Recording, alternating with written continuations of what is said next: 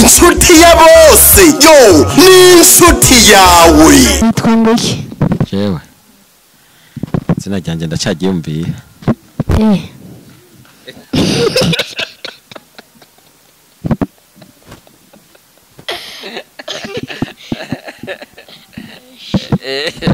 None ukora akazi gaki? Jewe je ndi passport.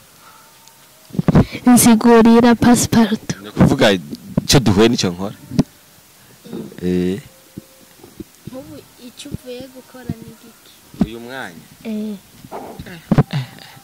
uyu mwanya ko nakoze vyinshi, nanyonze imodoka, naganiriye na shoromu, yakoze akazi none mu gatondo nabaje kuganira n'umugore bavyumva, hanyuma abana baransaba rasiyo ndayibaha, uravyumva ivyo byose byari bikorwa imisango nkora vyinshi cyane.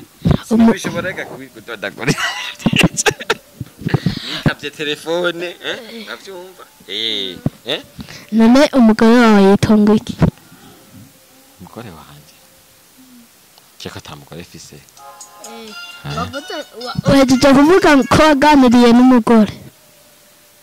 None umugore yumva ari gwanje. Nakubeka gwanje naganiriye n'umugore.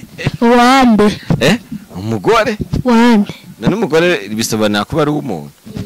Iyo tuvuze abagore tuvuze umugore ni izina. Izina ry'umumama kuvuga umuntu yerenganye ubukobwa akaba yaravyaye. Niwe navuze. None ntabwo nuko navuze ko naganiye n'abagore. uwo mwaganiriye yitwa Nguki? Uwo twaganiriye shasi nibutse kumubaza izina ryiwe kweri. Byagenze gute none? Byagenze neza twaganiriye. Ibyo mwaganiriye none? Nobamenye ibanga muhungu. Kubera umva yari umukakuze urumva sinovuga ivyo twaganiriye. Sawa rero. Murakoze.